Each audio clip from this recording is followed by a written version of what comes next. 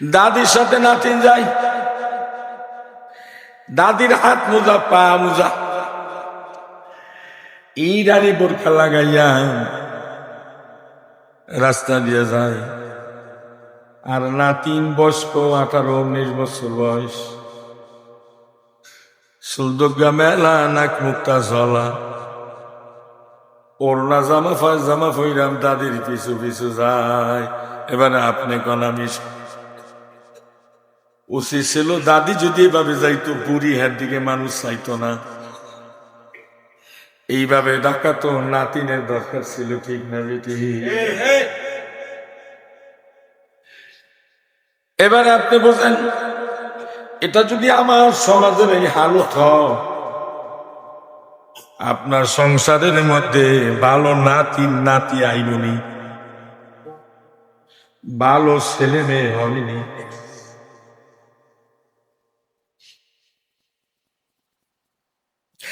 মা যেমন ফাতেমা, আবু সালে মুসা জঙ্গি, উনি বাবু তেমন। এই দুজনার ভালোবাসার ফল শায়েখ শেখ মহিউদ্দিন আব্দুল কাদের জেলানী বাগদাদি সানজারি রহমাহুল্লাহ। ছোট্ট মানুষ, কত সুন্দর খেয়াল। ছোট্ট মানুষ, বাচ্চা মানুষ, একেবারে 6-7 বছর বয়স। আবু সালে মুসা জঙ্গি দুনিয়া থেকে চলে গেলেন, মা বিপাকে পড়লেন সন্তান লইয়া। ফাতেমা চিন্তা করে, আমার এই ছোট্ট ছেলেটারে আমি কেমন করে মানুষ করি, ভালো শিক্ষক কই পাই, ভালো ওস্তাদ আমি কই পাই। মা খালি রাত্রের দিনে জল্পনা করব না। মা সন্তানকে 6-7 বছর ধরে ঘরের ভিতরে রেখেন। মুসলমানের 5টা বেনা, মুসলমান হওয়া যা যা দরকার মা তারে পরিপূর্ণ শিক্ষা দিছেন। কারণ মা ও ছেলে আলেমা। আবু সালে মুসা জঙ্গি তিনিও ছিলেন আলেমা। সুবহানাল্লাহ। আপনি কোন আমি শুনি, মার দায়িত্ব আস্থা নাই, বাবার চাইতে মার দায়িত্বটা বেশি। মা যত ভালো হয়, সন্তান তত ভালো হয়। আমি কি ভুল কই না ঠিক কই? বলিলে আঙ্গুল জাগাইয়া তা মনে করবো একটু ভুল হয়েছে।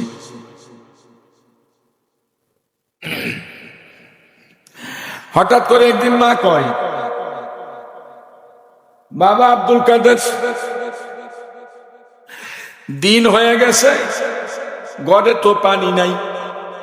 বাবা বারবার এই রৌদ্রের তাপে পানির পিপাসা লাগে, বাবা তুমি কি পারো আমার একটা কলসি বইরা পানি এনে দিতে? দেন মা। আপনি কেন আমি শুনি, বাচ্চার বয়স 6 থেকে 7 বছর, আর কত বড় কলসি লইতে পারে? ওই পরিমাণ একটা পাত্র এনে দিয়েছে। এটা নিয়ে বাচ্চা দৌড়াতে দৌড়াতে টিউবওয়েলের কাছে গেছে। একটা কথা আর কি, ওই সময় টিউবওয়েল ছিলেন না, ছিলেন কি যায় দেখে ছোট মানুষ, চতুর্দিক দিয়ে ঘেরাও করে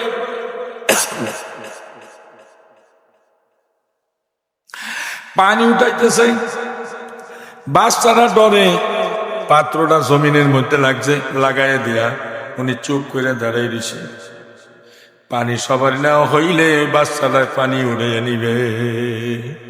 কি ভদ্র! নারীদের বেলায় যেমন আল্লাহ পর্দাকে ফরজ করেছেন, পুরুষদের উপরেও আল্লাহ ওই ধরনের হুকুম জারি করেছে। অকারনা ফি বুয়ুতিকুন্না বুয়ুতাও ওয়ালা তাবাররাজনা তাবাররুজাল জাহিলিয়াতিল উলা। এক জায়গায় নারী এবং পুরুষ এক কাতারে, এক সারিতে, এক দলে, একমতে এক পথে, একই অধিকার আল্লাহ দিছেন। পূর্ব আবাস হজের পূর্বেই এই কথাগুলি মানুষকে স্মরণ করে দিতে বলছে। হজ যখন যায়, নারীরা পুরুষেরা এক কাতারেই দাঁড়াইয়া নামাজ আদায় করে, ঠিক না বেটি?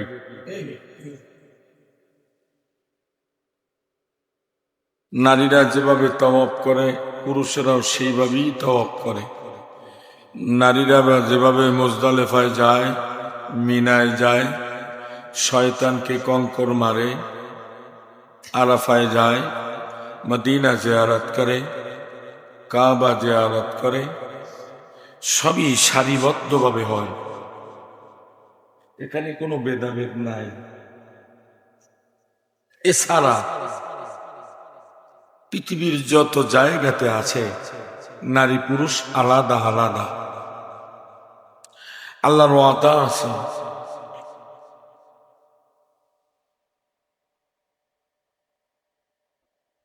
মুসলমান ছাড়া কাবা জিয়ারত করতে পারে না, মুসলমান ছাড়া রওজা জিয়ারত করা সম্ভব। আল্লাহর ওয়াদা আছে, এখানে কোনো দুর্ঘটনা হয় নাই আজও পর্যন্ত। একটা পুরুষ নারীর দিকে কুনজরে দৃষ্টি করবে এই হুঁশ থাকে না। কিয়ামতের পূর্ব একটা আবাস হজের মৌসুমিতে, ঠিক না বেঠিক? ইসরাফিল যখন সিংহায় ফুক দিবে, কুল্লু মান আলাইহা ফানি ওয়া ইয়াবকা ওয়াজহু রাব্বিকা যুল জালালি ওয়াল ইকরাম, তার আগে আর দুইটা তিনটা আলামত হবে। ইজা সামাউ ফাতারাত ওয়া ইদাল কাওয়াকিবু ইনতাসারাত ওয়া ইদাল বিহারু ফুজ্জিরাত ওয়া ইদাল কুবুরু বু'থিরাত। কবরের মানুষগুলি থরালে কাঁপতে থাকবে। ভূমিকম্প হইলে যেমনি করে জমিনটা কাঁপে তেমনি করে কাঁপতে থাকবে বিরামহীন। আমাকে দেশে যদি 30 সেকেন্ড, আধা মিনিট বা 1 মিনিট ভূমিকম্প হয়, আমাদের দেশটার অবস্থা কি হবে? সারা পৃথিবীর অবস্থা কি হবে? সব ধূলিসাৎ হয়ে যাবে। কিন্তু কবরের যখন ভূমিকম্প শুরু হবে, বিরামহীন শুরু হবে, বিরামহীন। আসমান থরথর করে কাঁপবে, আসমানের সাথে জমিনের সাথে খেলাধুলা শুরু হবে। ইসরাফিল তখন, আল্লাহ বলবে ইসরাফিল সিংহে ফুঁক দাও, খেলা বন্ধ করো, সব মিক্সচার করো। ছাদ ঢালাইয়ের সময় এক দলে বালু নেয়, একজন দাঁড়াইয়া পানি দেয়, আর একজনের কঙ্কর আনে, আর এক দলের সিমিট আনে। লোক কয়জন? একজনে পানি দেয়, একজনে কঙ্কর আনে, একজনে সিমিট, একজনে বালু। একটা মাপ আছে না? এতটা সিমিট, এতটা বালু, এতটা কঙ্কর, পানি কোন পরিমাণ লাগবে হিসাব আছে তো। আল্লাহ বলবে মিশ্রিত করো। কুল্লু মান আলাইহা ফান ওয়া ইয়াবকা ওয়াজহু রাব্বিকা যুল জালালি ওয়াল ইকরাম। দুনিয়া, আসমান, জমিন যা কিছু আছে ফাঁকা জায়গা সব এক সমান স্থল হয়ে যাবে। পাহাড় পর্বত, নদী নালা, খাল বিল, সাগর ইত্যাদি সব একটা ময়দান হবে। সাগর থাকবে না, পাহাড় থাকবে না, অট্টিলিকা থাকবে না, কিছুই থাকবে না, একটা চাটিয়াল ময়দান হবে। আল্লাহ রসুল বয়ান করে, মা ঈসা সিদ্দিকা রাদিয়াল্লাহু তাআলা আনহা পাশে বসে। পর্দার আয়াত তখনও নাজিল হয়নি। আর রসুল বলতেছেন কথার মাঝখানে যে মানুষগুলি কবর থেকে দানের জ্বালার মতো উঠবে আর সামনে দৌড়াইবে। নবী বয়ান করে। আর প্রতিটা মানুষ উলঙ্গ উঠবে।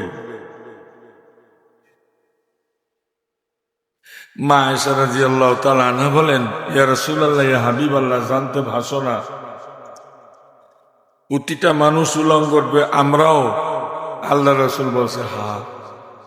তাহলে একজন আর একজনের দিকে তাকাবে না, লজ্জা পাবে না?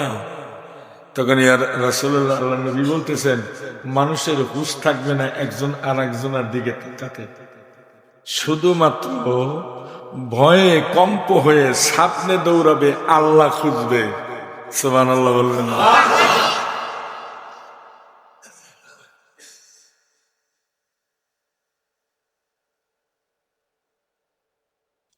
এখানে সাবজেক্ট আলাদা, মক্কা মদিনা হজের সাবজেক্ট আলাদা। আল্লাহ ওয়াদা করেছেন এখানে কখনোই কোনো খারাপ কাজ হবে না, একজন আর একজনের দিকে তাকাবে না, কাবার দিকে নজর থাকবে, মদিনার দিকে নজর থাকবে, ভিতরে হাই হুতাশ থাকবে, আফসোস থাকবে, হায় রে আল্লাহ আগে আসলাম না কেন, আল্লাহ তুমি আগে আল্লাহ না কেন, সোনার মদিনা কেন দেখলাম না, সোনার মক্কা কেন দেখলাম না। এই চিন্তা মানুষ বেগুর থাকে, বাড়ি ঘর ছেলে সন্তান সব ভুইলা যায়, ওই মুহূর্তটাকে কোনো হুঁশ থাকে না, খবর থাকে না। ঠিক বললাম না ভুল বললাম? উমরা এক জিনিস আর ফরজ হজ আর এক জিনিস। ফরজ হজে কাজ বেশি, উমরায় কাজ কম। ফরজ হজে লম্বা সময়, উমরা হজে স্বল্প সময়। ঠিক না বেঠিক? কিন্তু আল্লাহ কেন এই আয়াতটা নাজিল করলেন? অকারনা ফি বুয়ুতিকুন্না বুয়ুতা ওয়ালা তাবাররাজনা তাবাররুজাল জাহিলিয়াতিল উলা ওয়া আকিমনাস সালাতা ওয়া আতিনাজ যাকাত আতিউনাল্লাহ ওয়া রাসূলাহু। পুরুষদেরকে আর নারীদেরকে দুইটা গাছের সাথে তুলনা দিছে। কি সাথে? দুইটা গাছের সাথে। নারীদেরকে তুলনা দিছে পান গাছের সাথে, পুরুষদেরকে তুলনা করছেন লাউয়ের গাছের সাথে। কেমনে তুলনাটা দিল? ব্যাখ্যা লেখনে অলায় তাফসিরদারে লিখতে গিয়া, ব্যাখ্যা করতে গিয়া, সহজভাবে মানুষকে বুঝাতে গিয়ে এই ব্যাখ্যাগুলি লেখছেন। আমি এটা আপনাদের শোনাচ্ছি।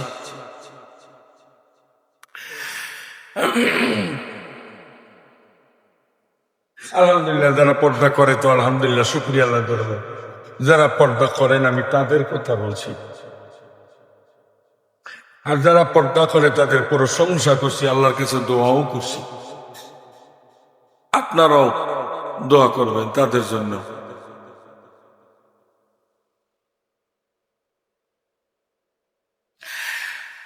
পান গাছ লাগাইলে আপনারা দেখছেন পানের বোর, আপনারা কি বলেন? পানের বোর করেন না? পানের বোর। এই পানের বোর ভিতরে যখন পান লাগায়, আচ্ছা, লাগাবার পরে উপরে চতুর সাইডে গেটটার মধ্যে একটা সালা লাগাই দেয়, দেয় কি দেয় না?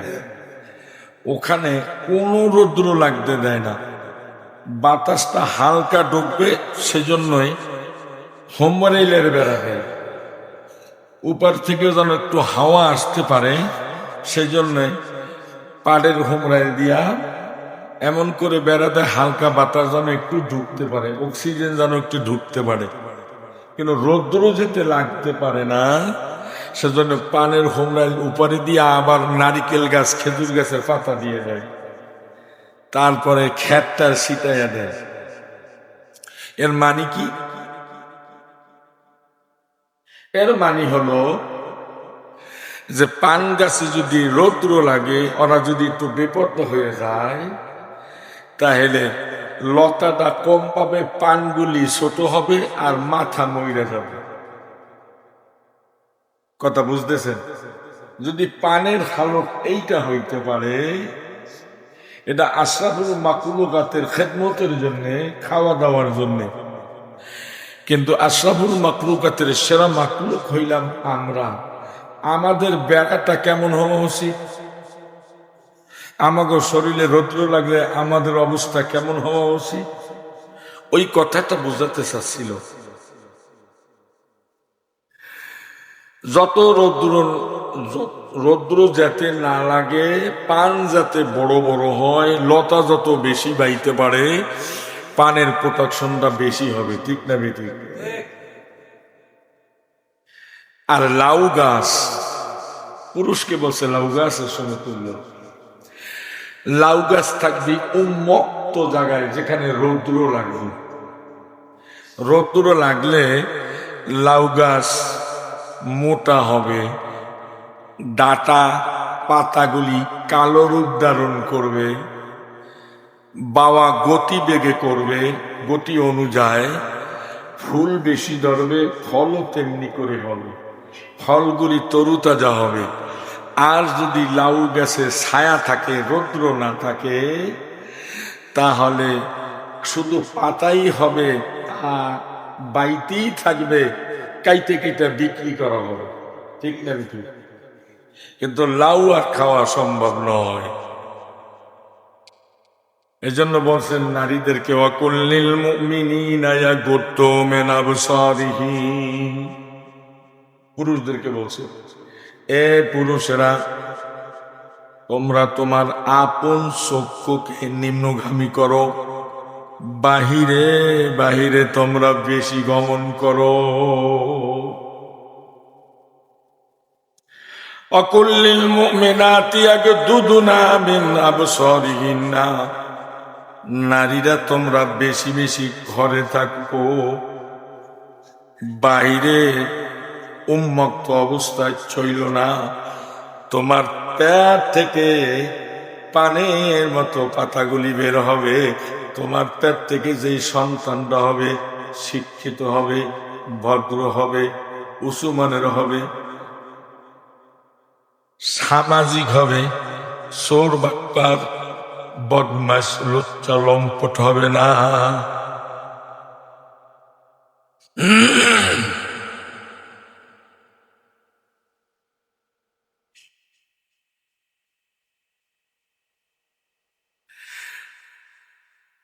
বড় পীর আব্দুল কাদের জিলানী রাহমাহুল্লাহ, তার বাবার নামটা আমি ভুলে গেছি। আপনারা জানেন কেউ? হ্যাঁ,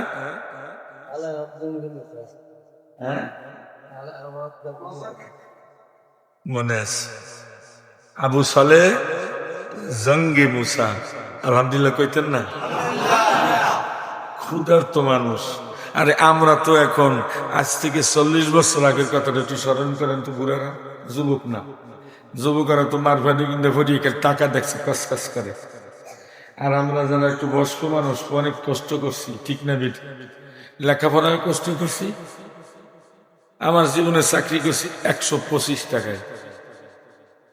এমন মানুষ এখানে আছে, বয়স্ক মানুষ, সারাদিন কাম করে 5 টাকা 7 টাকা পাইছে। এরকম লোক আছে না নাই? শরীর কালা হয়ে গেছে গা, মাথা একটা গামছা ফেসাইয়া, কোমরে গামছা বান্ধা, হাডুর উপরে কারু লঙ্গি উঠাইয়া, লেংডি দিয়া, তারপরে ইটের ভাটায় যাইয়া ইট বানাইছে। করে নাই? মাথায় পূজা টানছে, আর অনেক কষ্ট করছে, মাটি কাটছে, সারাদিন কাম করে 5 টাকা 7 টাকা নাকি? ক্ষুধার্ত মানুষ। আবু সালেহ জঙ্গি মূসা নদীর পাড় দিয়ে হাসছে, আমার দিকে তাকাই না। আমি খুতবার বাইরে যাচ্ছি না, একটা কদম যাব না। ক্ষুধা লাগছে, রাস্তা দিয়ে হাসছে, নদীর পাড় দিয়া। গাছ থেকে একটা ফল টপ করে পড়ছে নদীর মধ্যে, উনি দেখছে। আর ওইটারে ধরার জন্য পানিও যায়, ফলটাও যায়, কেউ সামনে দৌড়ায়। এক পর্যায়ে যে ধরছে, দুইটা ফলটা খাইছে। খাবার পরে উনি কতক্ষণ পরে চিন্তা করতে লাগছে, আমি যে ফলটা খাইলাম এটা ওনার দোষ না, ওটা কি না পড়ে গেছে, ওটা নদীতে বাঁচতে বাঁচতে খাইছে, এটা তো দোষ গিয়ে। কিন্তু কত ভিতরে আল্লাহর বিশ্বাস, কত তাকওয়া ভিতরে ছিল, আর ভয় কত ছিল। খাওয়া শেষ, খোদা নিবারণ, হঠাৎ করে কয় আমি ফলটা খাইলাম কার? হ্যাঁ তুই জিজ্ঞেস করি খাইনি। আবার ওই নদীর পারে পারে হাঁটতে হাঁটতে কোন গাছ গন্ধে পড়ছে, এই বাড়ি গেছে, বাড়িওয়ালার কাছে গেছে। বাড়িওয়ালায় সেই রকমেরই মানুষ, খুব আল্লাহ ভীরু মানুষ। যা নক করছে, উনি বের হচ্ছে নম্র সহ, ভদ্র নম্র সহ, সত্য কণ্ঠের আওয়াজ দিয়ে বলতেছে, এটা কি আপনার বাড়ি? জি। একটা কথা বলতাম, বলেন। আপনার গাছের একটা ফল পানিতে পড়ছে, এটা আমি খাইয়ে ফেলাইছি। আর ওই ভদ্রলোকে চিন্তা করে, পাইছি মক্কেল।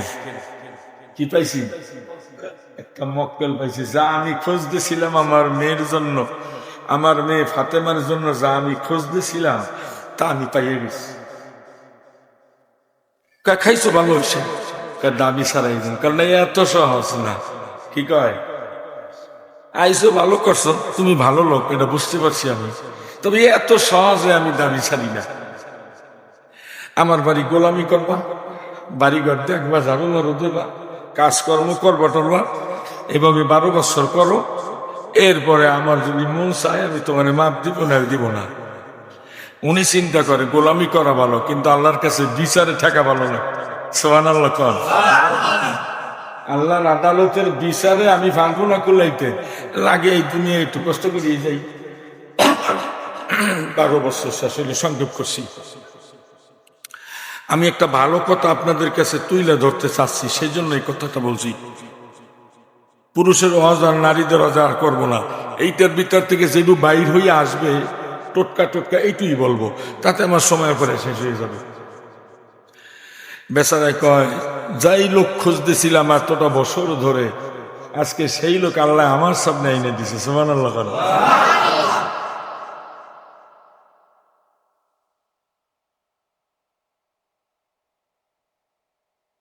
কাজ করতেছে, 12 বছর শেষ হয়ে গেছে। কয় হুজুর আমাকে এখন বিদায় দেন। কানা কাজ আছে আরো। কয় এটা আবার কি কাজ? নরম হয়ে গেছে, দাবি তো ছাড়ান লাগবো। কয় আমার একটা মেয়ে আছে, তোমার বিয়া করা লাগবো। একটু জোরে সোরে কি আল্লাহ আকবার বলা যাবে না?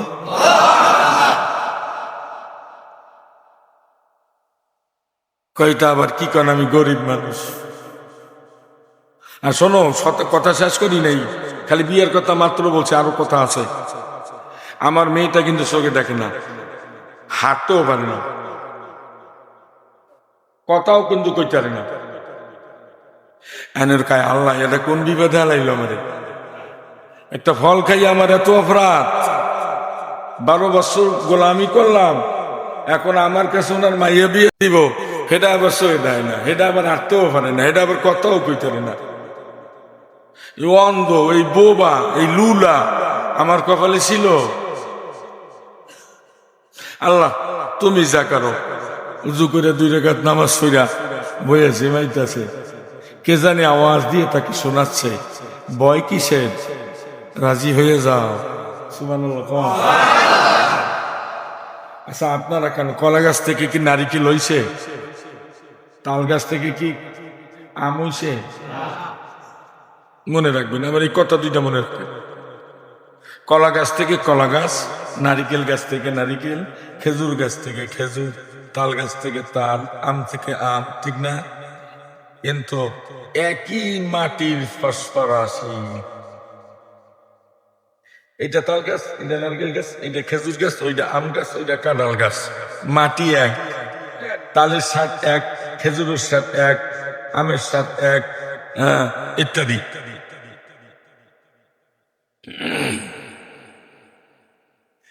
বিয়া হয়ে গেছে, সংক্ষিপ্ত করলাম। বিয়া কি হয়েছে? জামাই। আমাকে দেশে নিয়ম আছে না, বিয়ে শাদী হইলে বাসর দেয়। বাসর সজ্জায় যখন গেছে রুমটা মনে হয় জানা আলো হয়ে গেছে, সুবহানাল্লাহ। এরপরে শরীয়ত সম্মত যেটা করা, চেহারা দেখতে গেছে, চেহারা দেখে টাস্কি লেগে গেছে, এটা আবার কোন জাতের মেয়ে, এটা মানুষ না কোনো পরী।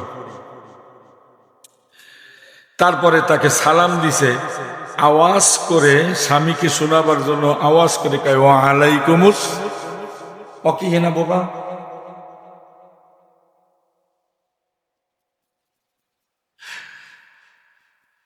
পাও দেখে ঠিক, স্বামীকেও একটা সালাম দেয়, আসসালামু আলাইকুম রহমতুল্লাহ। স্বামী কয় ওয়া আলাইকুম সালাম, আপনি ভালো আছেন? ইনশাআল্লাহ আল্লাহর হুকুমে ভালো আছি। স্বামীকে আপনি আমাকে ক্লিয়ার দেখতেছেন?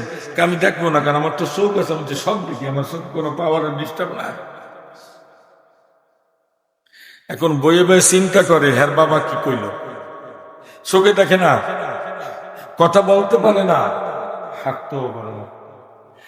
সকালবেলায় হাত জোর করে শ্বশুরের কাছে দাঁড়াইলো, আব্বা আপনি কি বললেন, কি দেখলাম? ডাক দিয়া কয়, আবু সলে মুসা, আমি মিথ্যা বলি নাই। অকর নফি বুয়ুতে কুন্না বুয়ুতাও ওয়ালা তাবাররুজনা তাবাররুজাল জাহিলিয়াতিল উলা ওয়া আকিমনাস সালাতা অকুল্লিল মুমিনিনা ইয়াগুদ্দু মিন আবসারিহিম। আমার মেয়ে এই চক্ষু দিয়া কোনো পুরুষ দেখে নাই, সেজন্য আমার মেয়েটা অন্ধ। কখনো বাড়ির সীমানা অর্থাৎ ঘরেরই ভিতর ছাড়া ঘরের আঙ্গিনা পর্যন্ত আমার মেয়ে কখনো নামে নাই, সেজন্য বাবা বলছিলাম আমার মেয়ের ফাও নাই। আব্বা মা ছাড়া আমার মেয়ে আল্লাহ আল্লাহ নবীর দুরূদ ছাড়া আমার মেয়ের জবান দিয়া কোনো কথাও বলেন না। সেজন্য বলছিলাম আমার মেয়েটা বোবা। বাবা তোমার কপাল ভালো, বাবা তোমার কপাল ভালো, আমার ফাতেমায় কখনো বাহিরে চলে নাই, চোখ দিয়ে অন্য পুরুষ দেখে নাই, কথার আওয়াজ বাড়ায় নাই। আপনি কোন আমি শুনি। এখন ঘরের মহিলারা ঘরে বইয়া কথা বললে রাস্তায় ঠিক না বেটি? স্বামী কাই তো আসতে কও, হে আরো 3 নম্বর পাওয়ার বাড়াই দেয়, একবারে ফুল পাওয়ার। না কইয়া যেমনে মন চায় সেমনে যায়, আর চলার গতি রাস্তা দিয়া গেলে শয়তান পর্যন্ত শরম পায়। ঠিক না বেটি? ভুল কইলাম না ঠিক কইলাম? কপাল কত পোড়া। দাদির লাগে নাতিন যায়, ভুল কইলে মাফ কইরে দিয়ে। শরীরে কথাটা লাগিয়ে থাকে, আল্লাহ রাস্তায় আমারে মার্জনা কইরে। আমি বানাইয়ে বলি না, কোরআন থেকে বলতেছি, ঠিক না? আমার 2-1টা কথা ভুল হয়ে যেতেই পারে, আমি তো একটা মানুষ। আর অত এলেমও তো আমার নাই যে আমি সুন্দর করে বুঝাবো। সামান্য একটু এলেম পাইছি, নিজে নামাজটা পড়তে পারি, আর একটু ইমাম হইয়া নামাজটা পড়তে পারি, পড়াইতেও পারি না।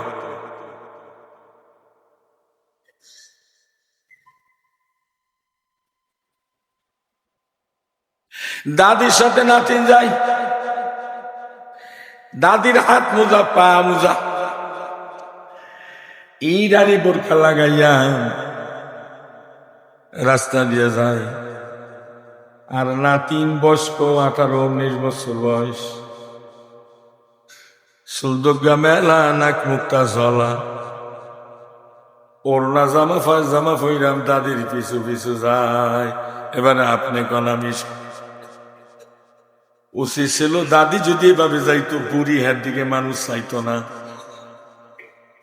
এইভাবে ডাকা তো নাতিনের দরকার ছিল, ঠিক না বেটি?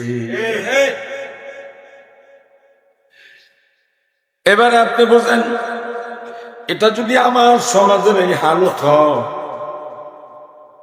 আপনার সংসারের মধ্যে ভালো নাতি আইবনি, ভালো ছেলে মেয়ে হয়নি।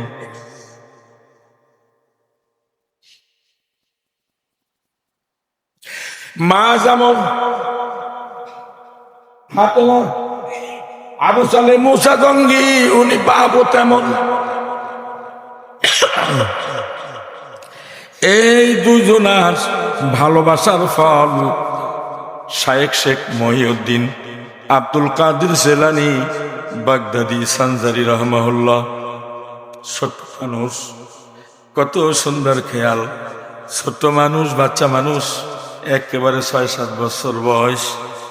আবু সালে মুসা জঙ্গি দুনিয়া থেকে চলে গেলেন, মা বিপাকে পড়লেন সন্তান লইয়া। ফাতেমা চিন্তা করে, আমার এই ছোট্ট ছেলেটারে আমি কেমন করে মানুষ করি, ভালো শিক্ষক কই পাই, ভালো ওস্তাদ আমি কই পাই। মা খালি রাত্রের দিনে জল্পনা করব না। মা সন্তানকে 6-7 বছর ধরে ঘরের ভিতরে রেখেন। মুসলমানের পাঁচটা বেনা, মুসলমান হওয়া যা যা দরকার মা তারে পরিপূর্ণ শিক্ষা দিছেন। কারণ মা ও ছেলে আলেমা। আবু সালে মুসা জঙ্গি তিনিও ছিলেন আলেমা। সুবহানাল্লাহ। আপনি কোন আমি শুনি, মার দেখতো আস্থা নাই, বাবার চাইতে মার দায়িত্বটা বেশি। মা যত ভালো হয় সন্তান তত ভালো হয়। আমি কি ভুল কই না ঠিক কই? বলিলে আঙ্গুল জাগাইয়া তা মনে করবো একটু ভুল লইছি।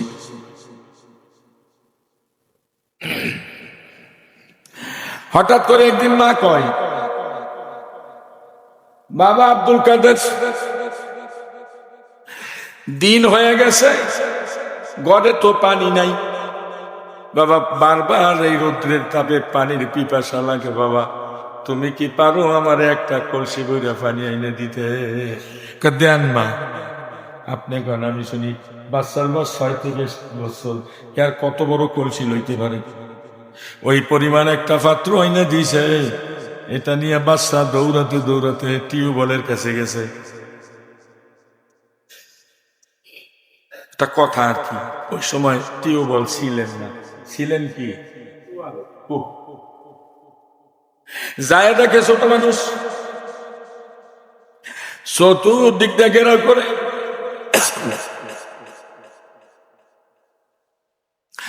পানি উঠাইতেছে। বাচ্চারা ডরে, পাত্রটা জমিনের মধ্যে লাগছে, লাগাই দিয়া উনি চুপ করে দাঁড়াই দিছে।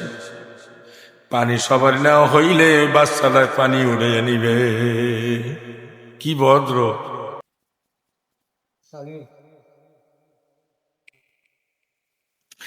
বাচ্চাটা পানি উঠাইলেন, মার কাছে দিয়ে দিলেন। মা দূর থেকে তাকায় দেখে আমার বাচ্চা পানি লয়ে আসছে।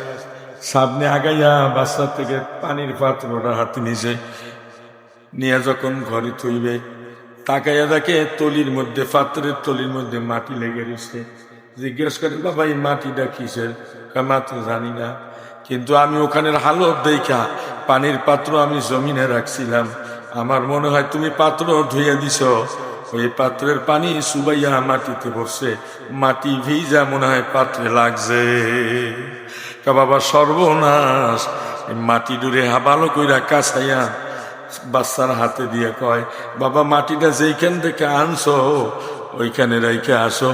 মা সন্তানকে প্র্যাকটিক্যাল শিখায়, আবার ওয়াজ করিয়া বুঝায়, বাবা এই মাটি যদি আমার বাড়ি থাকে, মৃত্যুর পরে আল্লাহ কইব পরের জায়গার মাটি তোমার বাড়ি আসছিল, ওই মাটিটু দেও। তখন মাগো বাবারে আমি দিতে পারবো না, তুমিও দিতে পারবা না, বাবা তাড়াতাড়ি মাটিটা দিয়ে আসো। ছেলে কয়, এটু আবার দেওয়া লাগে, এটু আবার মার থেকে ওয়াজ শুনলো, মার থেকে বয়ান শুনলো।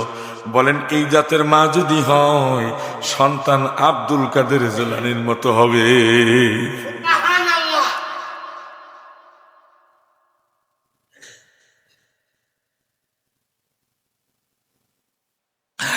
মা কই চিন্তা করে আমার ছেলেরে আলেম বানার লাগবে, মা চতুর্দিকে ঘুরতে বসে একজন ভালো শিক্ষক খুঁজে। আর আমরা পোলাপান পড়াইতে ভালো শিক্ষক খুঁজি না, মাদ্রাসায় দেখলি খালি ভর্তি করে। ঠিক না বেটি? আগে ওস্তাদ দেখা লাগবে। কি দেখা লাগবে? ওস্তাদের পোশাক আদি, চাল চলন, কথা বক্তা, খাওয়া দাওয়া, নম্র ভদ্র বস্ক ইত্যাদি এগুলি দেখবা। এরপরে আশপাশের আলেমদের জিজ্ঞেস করবা, এরপরে বাচ্চা ওখানে তোমার ফেরেস্ত হয়ে যাবে। সুবহানাল্লাহ। বেরেন কম আছে, বাচ্চার মাথায় হাত দিয়ে ওস্তাদ কফু দিবে, যা বাবা পড়, তার বিয়া নেই। ঠিক কিনা?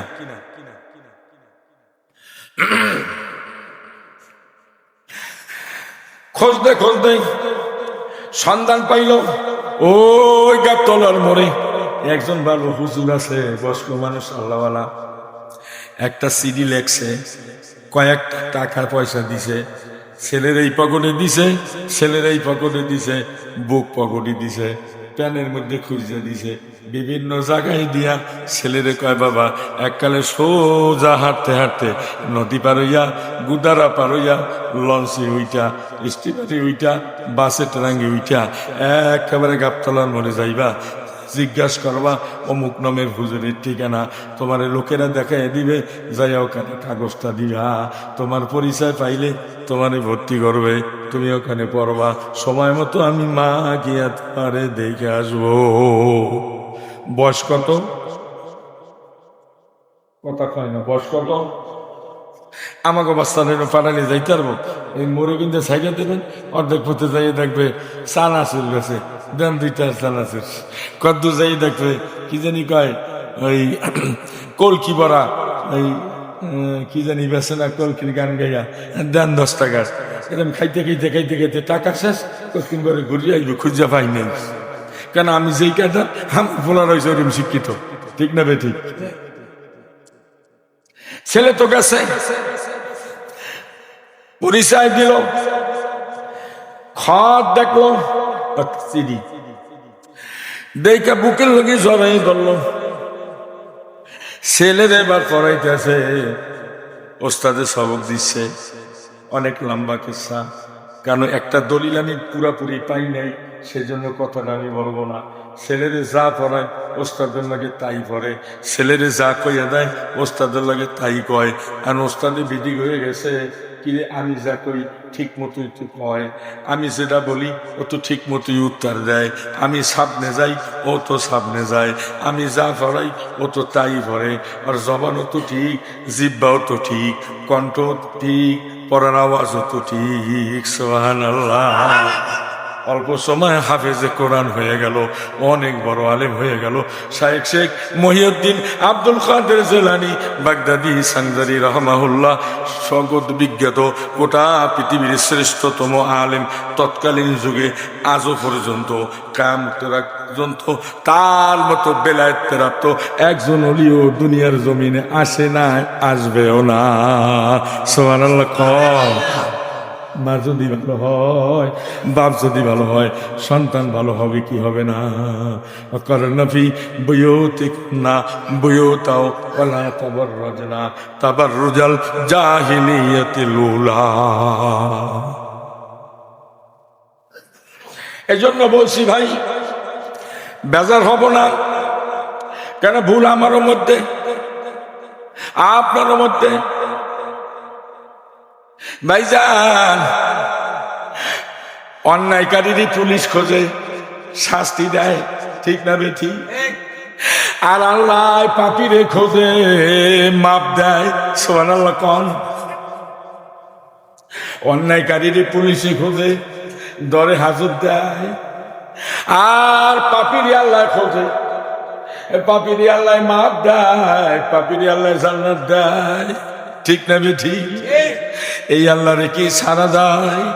এই আল্লাহর হুকুম কি বাদ দেওয়া যায়?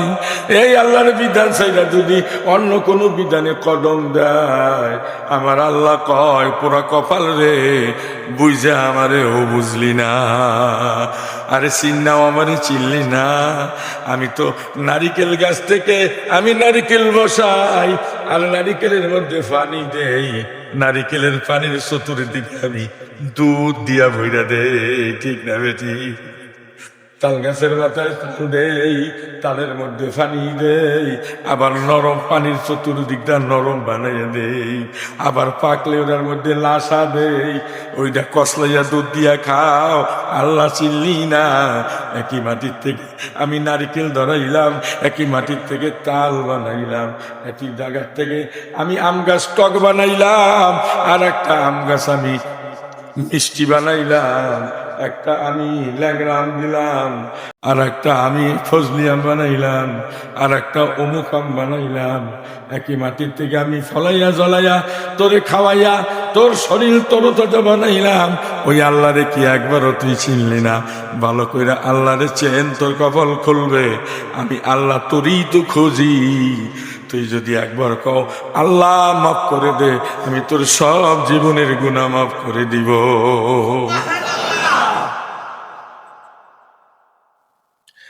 শেষ কথাটা আবার বলি, নারীদের উপরে যেই হুকুম পুরুষের উপর সেই হুকুম।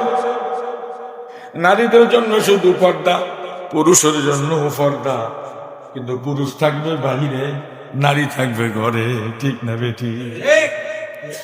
তা হুজুর নারী যদি ঘরে থাকে তা চাকরি করবে টাকা নুছে, এটা উন্মুক্ত করে দিছে।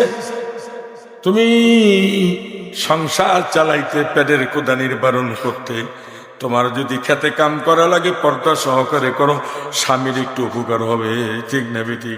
সংসারের উপকার হবে। তুমি গার্মেন্টসে যাও, পর্দা লাগাইয়া যাও, কোন গার্মেন্টসের মালিক আজ পর্যন্ত কি বলছে তুই হাতে মুজা দিছো কা, পায়ে মুজা দিছো কা, বোরকা ফোরে আইসো কা? কোন মালিক আজ পর্যন্ত বলছে? কথা কন, একটাও বলে নাই। আর যদি বইলা থাকে তাহলে অনেক দইরা পুরুষ মহিলা মিল্লা কি লাইয়া মানুষ বানাইয়া ফেলাইবেন, দেখবেন ও সোজা হয়ে যাবে, ঠিক না ঠিক? আরো মালিক মহিলাদের জন্য নামাজের ব্যবস্থা, পুরুষের জন্য নামাজের ব্যবস্থা করছে, মহল্লার মাসে মসজিদের ব্যবস্থা করছে, সব তো ওকি আছে, ঠিকঠাক আছে, কিন্তু মাঝখান থেকে আপনি আমি খারাপ হয়ে গেছি। আল্লাহ কোনো দোষ নাই। আল্লাহ তুমি আমাদের সবাইরে, সকলকে, আমাদের সকলকে, সবাইকে মানুষের মতো মানুষ হওয়ার তৌফিক দাও। আমাদের বিবি বাচ্চা ছেলে সন্তানদেরকে তোমার হুকুম মাফিক চালাইবার, চলবার তৌফিক দান করো।